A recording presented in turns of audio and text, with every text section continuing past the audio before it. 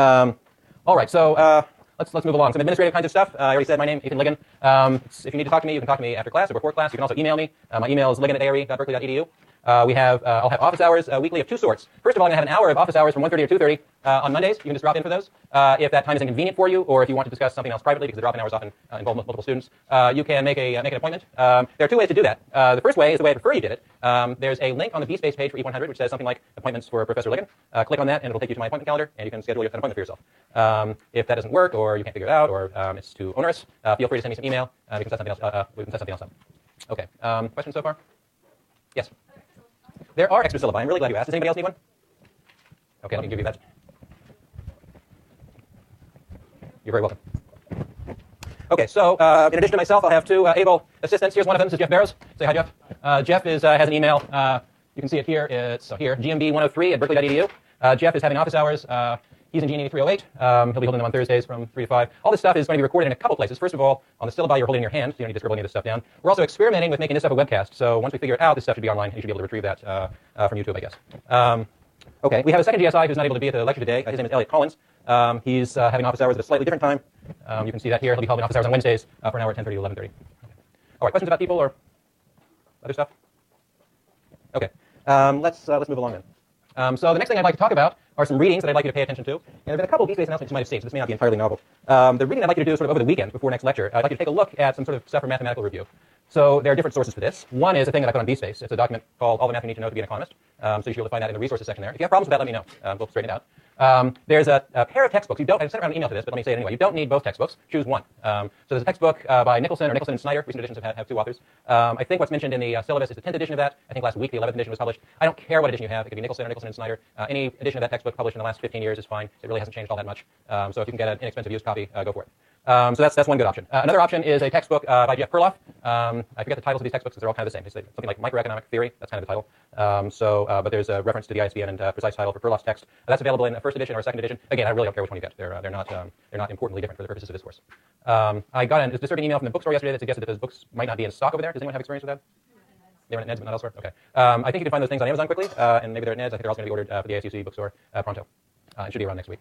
Okay, let's see. Oh, yeah, so one of those two textbooks, I've lost my thread there. So you should take a look at All the Math You Need to Know to Be an Economist, or Nicholson's Chapter 2 is sort of a mathematical review, or there's an appendix in Perloff's textbook. And all of those cover more or less similar ground. We're going to cover some, not a lot, we're going to use a few mathematical tools in this course a lot. So you need to be comfortable with those tools. And so, yeah, this is a quick sort of review. All right, questions about that? I'm either doing a really good job anticipating all the things you might have questions about, or else you're being shy. Yes? Yeah, it's basically the stuff that's in there. We will cover it more. We'll cover it as the semester goes along. It is material I'd like you to sort of have some familiarity with right now. So the next few weeks we'll spend some time covering those tools. But I'm not going to lecture on the material and that stuff. So that's really background. The GSIs can cover that, or if you have questions. Most of it should be calculus of some sort as a prerequisite for this course. Maybe you had it a while ago and you've forgotten a little bit. But we certainly expect you to be able to use those tools. If calculus was a long time ago and a very sort of hazy memory, I hope it will come. And that's true for a lot of us I know. I hope it'll sort of come back. And as I said a moment ago, we're going to use a few tools from the calculus a lot, and other tools not at all. So you may not see an integral in this class, for example, but the differential calculus, you're going to see a lot of derivatives. And so if you've forgotten it, I hope you can pick it up in the next couple of weeks. For those of you who sort of fear and loathe mathematics or calculus, maybe this isn't the right class for you because it is a calculus-based treatment of microeconomics. If you find yourself in that boat, alternatives to this class, the chief alternative on campus to this class is Econ 100A, which covers similar material without the calculus. Okay. Yes. So yeah, I'm going to try. So I'll try to post these lecture slides online. There will also be, as I said, a webcast. Does everyone, you guys use those before? I'm inexperienced with those, so it'll be a learning experience. There's going to be some kind of video which will combine the output you see here with my my voice telling you what's on the slides. I will also, I hope next week, distribute a fairly complete set of what I anticipate the lecture notes to be for the course. And that'll change as I make adjustments during the semester. But yeah, there'll be plenty of online resources for this. That doesn't mean, I think it would be a mistake to use the copious online resources we're going to provide as a substitute for coming to lecture. This room is, I love this room by the way, but this room is small enough that I think we can have some useful discussions as we go along. I don't think webcast is going to be a good substitute for that. Plus, I just like to see you all. Okay, let's move along. So some more administrivia. There's some of you are sitting on the floor right now. That means that the class is over-enrolled. I don't think it's actually over-enrolled by a huge amount. And also, I should say, if you'd be more comfortable, there's actually quite a few seats here in the middle. I think I'll take 40 seconds and not say anything so that people can gracefully slide into seats in the middle. There's one right there on the end. Got a catbird seat there.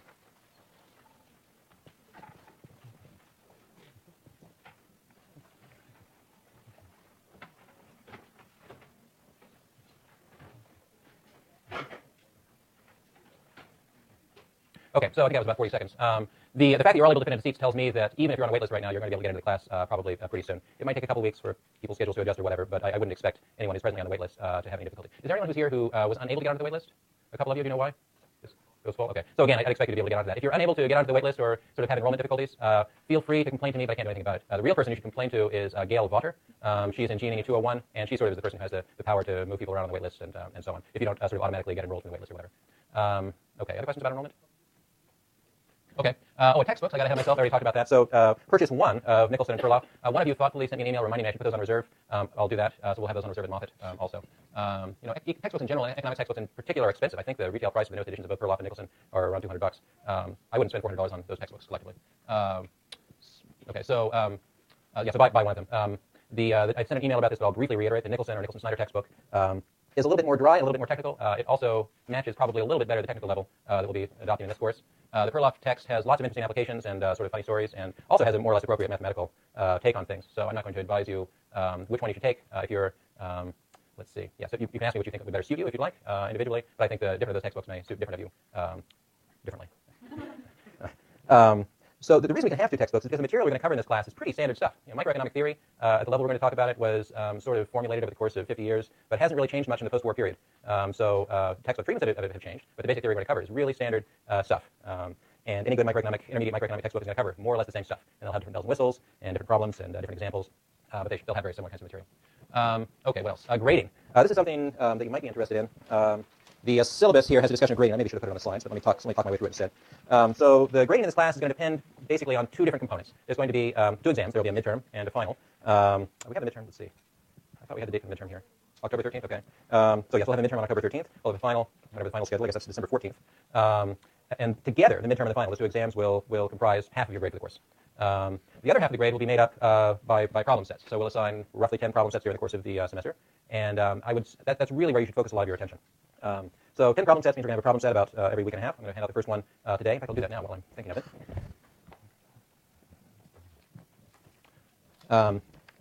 So if you work your way through the problem sets and sort of put some effort into that, that's going to be extremely good preparation for the midterm and the final.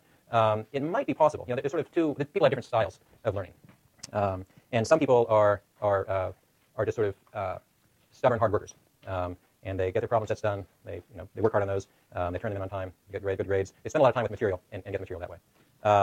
So let's call those the sloggers. So smart people can be sloggers, or less smart people can be sloggers. All of you in this room are smarter, else you wouldn't be here. You're all capable of mastering this material. It may come more quickly for some of you than for others.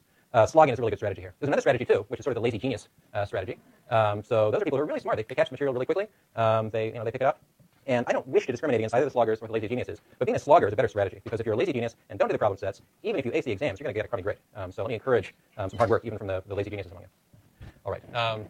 Let's see. Other things I should say about this. The problem sets are going to be based, grades on the problem sets are based on sort of an old-fashioned linear kind of scale. So if you get more than 90% of the points on the problem sets, you get some kind of A. If you get someplace between 80% and 90%, you get some kind of B, and so on, in that sort of standard scale, familiar from high school, no doubt. The exams, on the other hand, are curved. And so the performance, the grade you get on the exams is going to depend not only on how well you do on the exam, but how well you do relative to your peers. So that's just something to sort of bear in mind about the grading. Something which is very important. I strongly encourage, in fact, I make a demand that you work on the problem sets together in groups. So I'd really like to see you guys forming groups that aren't too big. Like more than 5 people is probably too big in my experience. But form some groups among yourselves to work on the problem sets. And I think you'll find, if your experience is anything like mine when I was a student, or the experience of seeing from other students who've taken 100, I think you'll learn a lot more from your peers in a good study group than you will from me. And so that's a really highly recommended thing to do. So work on the problem sets collectively. I want you to turn in separate problem sets, but make sure you sit down and really spend some hours on each problem set, sort of collectively talking it through and making sure that you have a clear understanding of the material. Okay, I'm going to pause for questions now. Yes. Yes. So basically the grades on the, I'm not sure how to, so basically the grades are going to depend on what percentile you are in the distribution. So, and I'm not going to fix that in advance. I like to curve these things because I am not confident that I can write a perfectly fair exam that will line up with your abilities. So if we take the midterm, it's kind of a one-shot thing, and most of you get less than 20% on it, I don't want to give you all Fs. That seems wrong. Presumably that's not because you screwed up, it's because I did. We'll get a distribution of grades on the exams that reflects the distribution scores in the class. It really made 20% is low, but I have had midterms where people got more than me and was 50%, and that was fine. So if that happens this year, don't be hard on yourself. It means it was a hard exam. Yeah. So for the problem set, for the problem that are not multiple choice, do you have partial credit for working through answers? Okay, so I don't think there will be any. With the exception of, okay, problem set 1 here is an oddity. So yeah, I should say that. Let me speak about that briefly. So problem set 1 is an unusual problem set because it's just a bunch of stupid math exercises. And this is designed to help remind you how to do this stuff and to help us evaluate how fresh your calculus is. This is, I think, the only problem set where there's going to be such stupid little exercises, and I think the only one where there's going to be multiple choice kinds of answers. So a more typical problem set will have some kind of interesting problems as opposed to lame exercises on it. Yes? Is there any way you would consider like incentivizing like group work by like rewarding us with Okay, so the question is whether I'd consider incentivizing group work. I think that you will perform better if you're in a group in terms of your grade than if you're not. So that's one. I mean, that should be an incentive. I will also so spend some time talking to your classmates. Some of you may know other people you want to link up. Others of you may not. You may not know anybody in the room. You're not sure who to meet. I will take some steps to facilitate group formation over the next, well, probably starting next week. If there are those of you who sort of are looking for a group, or you might find yourself in a group. Another thing that can happen is you form a group and you study together for a while, and it just doesn't work for you. The personalities clash, or everybody else in the group is lazier than you are, and they make you do all the work, or things might not go well in the group for whatever reason. Yes. I just want to say that was because I mean it's my 50th birthday. There always seems to be like a student in the class who knows the game, go to class and get all the answers, but I think that it could benefit us as a whole class. That person somehow has some sort of incentive to like help others. I'm extreme. So the observation really is that that the most talented among you ought to help others.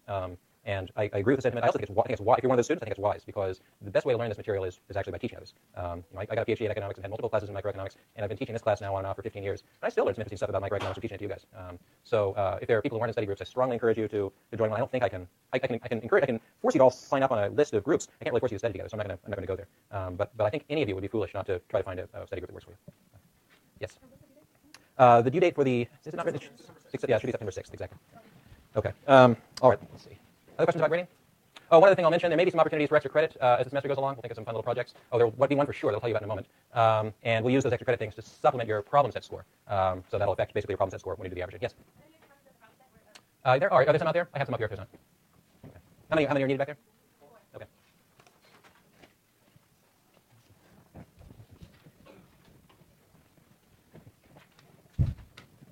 Okay, and another word about that, if you miss class or if you run out of materials or whatever, I will make a genuine effort to get all this stuff put on DSpace.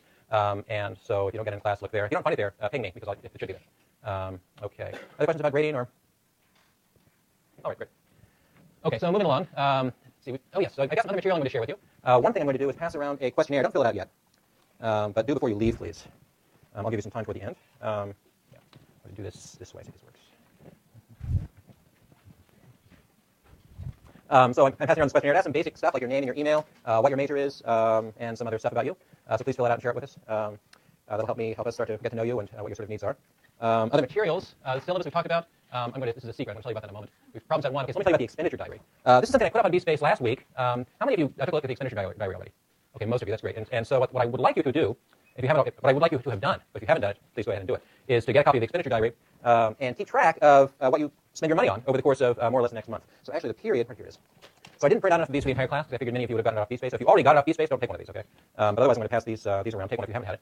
Do you have a question or do you want to? Okay, just a second. Should we count like dining room halls? Oh, good question. The answer is, well, I'm not sure how does the dining work in meal halls now? When you spend them, when you have an account you draw against, is that right? It's like a debit card basically. So I think the way I'd encourage, how often do you fill out the debit card?